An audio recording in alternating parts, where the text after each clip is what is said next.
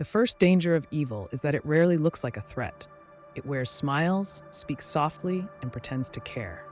Marcus Aurelius warned us not to be deceived by appearances. Evil people are often masters of flattery, using kindness as camouflage.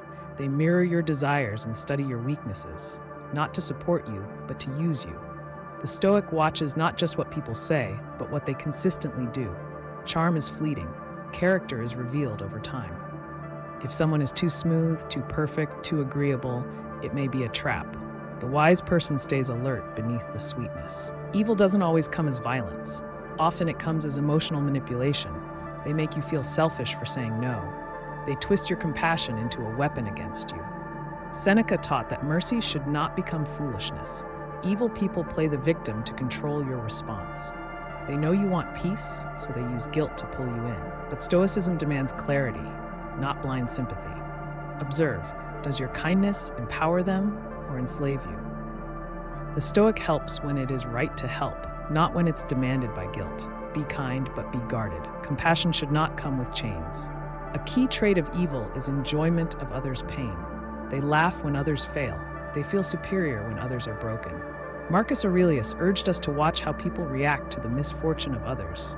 The one who gossips, mocks, and celebrates harm is not just flawed, they are dangerous. Evil people mask cruelty as jokes and truth-telling. But Stoic wisdom teaches that virtue is kind, fair, and calm, not mocking, bitter, or cruel. If someone constantly speaks with poison on their tongue, believe them. They will smile today and cut tomorrow. You cannot keep company with harm and stay unharmed. Evil seeks control through chaos. These people divide friendships, plant doubt, and thrive in confusion. Epictetus warned, keep company only with those who uplift you. Evil individuals stir problems between others just to feel powerful.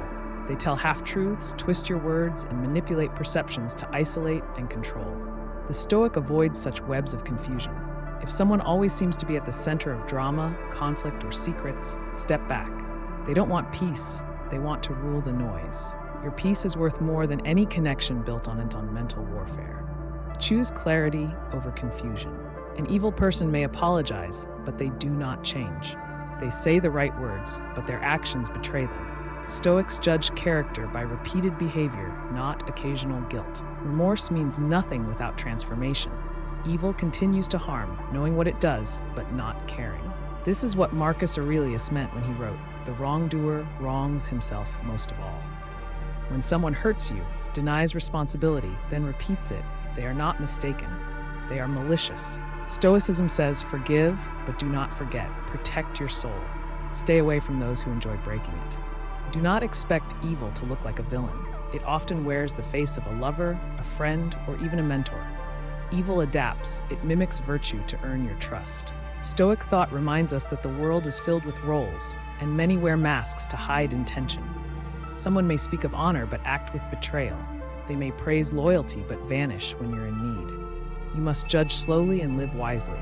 Don't fall for image or speeches. Watch behavior. Let time reveal truth. The Stoic trusts no one instantly. Evil is patient, but your awareness must be permanent. An evil person weakens your values not by force, but by slow corrosion. They make you laugh at things you once stood against. They introduce shortcuts, justify cruelty, normalize betrayal. Before long, you find yourself acting out of alignment. Seneca warned, associate with those who make you better. If someone causes you to question your morality just to please them, leave. No relationship, no friendship, no tribe is worth your virtue. The Stoic protects their soul above their popularity. Evil doesn't need to shout. It only needs to twist your thoughts, inch by inch, until you no longer recognize yourself. Where truth should shine, evil clouds the mirror. They twist facts to suit their narrative, lying with confidence and rewriting history. Stoicism teaches that truth is harmony with nature, simple, direct, and free from deceit. Evil, however, thrives in half-truths, omission, and exaggeration. They'll make you question your own memory, your own mind, until you're no longer sure what's real. This is mental warfare. Marcus Aurelius reminded us to cling to reason like a lifeline.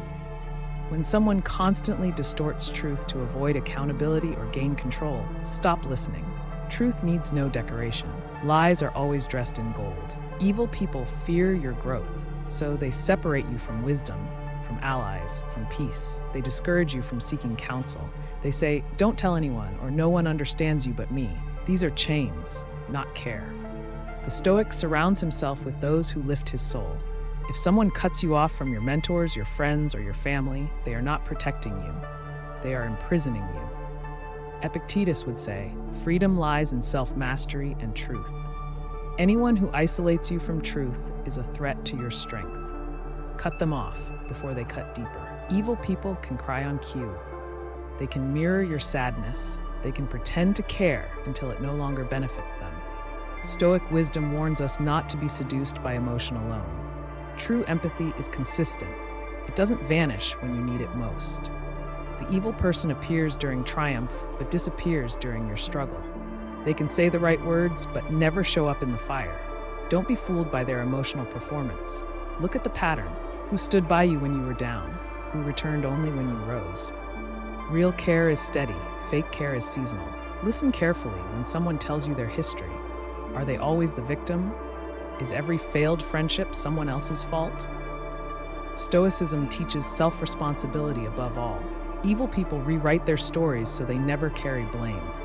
They never mention what they did, only what was done to them. They seek your sympathy, not your honesty. But if you question their version, they grow defensive or distant. Watch how they speak about their past. Do they show regret or just resentment? If they carry no accountability, run. The one who never sees fault in themselves is blind to their evil. Evil cannot survive in stillness. It needs conflict, instability, and emotional storms. If peace arrives, they disturb it. If harmony settles in, they create friction. Marcus Aurelius lived in constant war, yet he wrote with peace in his mind. Because Stoicism teaches that we protect peace at all costs. Evil people create drama, then act like they're the victim of it. They confuse you, then blame you for being confused. They pull you into chaos, then call you difficult. Recognize this cycle and step out. Refuse to dance in their storm. Let them spin alone while you walk away. Love should feel free, not frightening. But the evil person uses love as a trap. They love bomb, then withdraw. They say, I love you, right before hurting you. Stoicism reminds us, love must be aligned with virtue, not control. If love is mixed with fear, guilt, or silence, it is not love. It's domination. Evil people keep you guessing. Are you in danger or in affection? That's not a bond, that's a prison. True love honors your soul. Evil love enslaves it. The Stoic knows peace is the first test of love. If love makes you smaller, it must be left behind. Evil people are takers disguised as partners. They drain your energy, your time, your kindness, but offer nothing in return. Epictetus warned us not to confuse use with value. If someone only appears when they need something, they are not a friend. They are a leech.